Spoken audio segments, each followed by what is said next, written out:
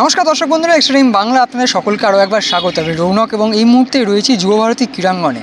যে যুবভারতী ক্রীড়াঙ্গনে আগামীকাল আপনারা সকলেই দেখতে চলেছেন ডুরান্ড কাপের ধুমধুমার ফাইনাল ম্যাচ, এবং সেই ফাইনাল ম্যাচে নর্থ ইস্ট ইউনাইটেডের মুখোমুখি হতে চলেছে মোহনবাগান সুপার জায়ান্ট।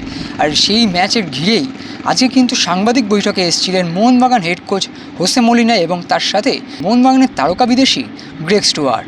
আপনারা যেমনটা জানেন যে মোহনবাগান দল তারা ইতিমধ্যেই বেশ কিছু গোল করেছে, কিন্তু তার সাথে সাথে গোল হজমও করতে হয়েছে মোহনবাগান দলকে। এবং তার সাথে একদিকে যেমন ধীরাজ সিং, তার সাথে আশিক কুরুনিয়ান এবং অবশ্যই জেমি ম্যাকলারেনের চোটজনিত কারণে তারা ফাইনালে নেই, এটা যেমন একটা চিন্তা রাখবে মোহনবাগান সমর্থকদের, ঠিক তেমনই কিন্তু একটা স্বস্তির খবরও কিন্তু আজকে দিয়ে গেলেন Mohun Bagan head coach Jose Molina. তিনি কিন্তু জানিয়েছেন যে মোহনবাগান ক্যাপ্টেন সুভাশিস বসু তিনি কিন্তু থাকবেন ফাইনালে।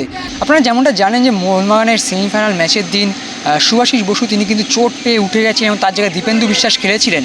তবে তিনি কিন্তু ইতিমধ্যেই অনুশীলনে যোগদান করেছেন এবং তার সাথে সাথে আগামীকাল যে তিনি খেলবেন একথা কিন্তু জানিয়ে গেলেন কোচ হোসে মলিনা। এবং তার সাথে এটাও জানিয়ে গেলেন যে মোহনবাগান দলে তারকাখচিত একাধিক ফুটবলার থাকাটা তার কাছে কিন্তু অসুবিধার কারণ নয়, বরঞ্চ অনেকটাই সুবিধা, বরঞ্চ অসুবিধা হবে যখন তার কাছে ফুটবলাররা থাকবেন না। এটাই হয়তো একজন বড় কোচের প্রমাণ দেয়।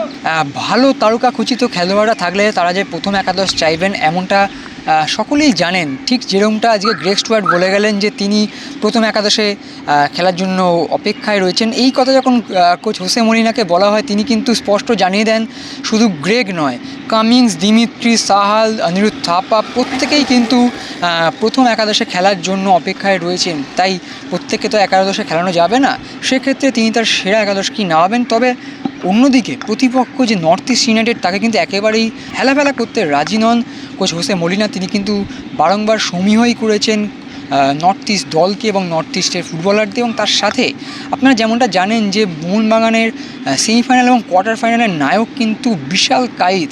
সেই বিশাল কাইদ প্রত্যেকবার পেনাল্টি শ্যুট আউটে কিন্তু সেভ করে দলকে যিনি নিয়ে গেছেন একেবারে ফাইনালে। বিশাল কাইদ কি দেশের 1 নম্বর goalkeeper?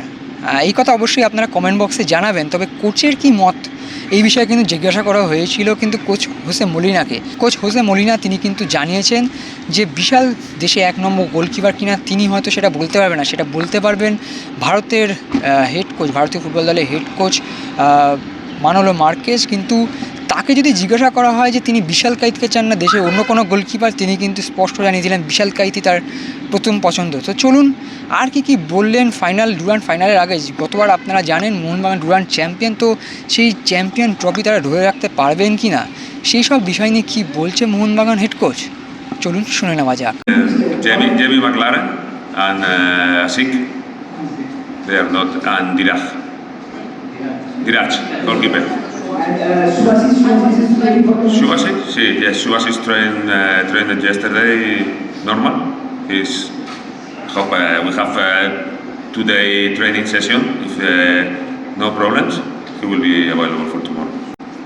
To have very good players always is great for a coach. You know, it's not difficult to choose 11 players because I have very good players in the squad. Okay. The problem is if I don't have good players in the squad and I have to look for players to play in the first 11. You know, that would be a problem. But to have good players, I'm absolutely happy. Of course, can play everybody together. Only 11, only 4 foreigners inside the pitch at the same time. Okay, it's my work to decide who. I try to decide always the best, thinking in how they are training, what we are going to do. How is Northeast is very good team. Okay, we are watching what they are doing in that Duran Cup during these matches, and they are working really well. They are defending really well. And about Vishal, for me Vishal is a great goalkeeper. Okay, is our goalkeeper. We are very happy with him, and but I think I don't know if you ask me because the national team, right? But okay, I'm not national team coach. Okay, Manolo Marquez is national team coach. He has to decide, and I respect him. I can agree or not, but I have to respect him, and I respect him.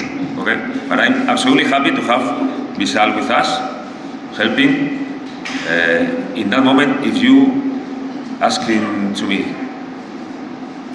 do you want to change Vishal for another goalkeeper in India? I will say to you, no. Extra time.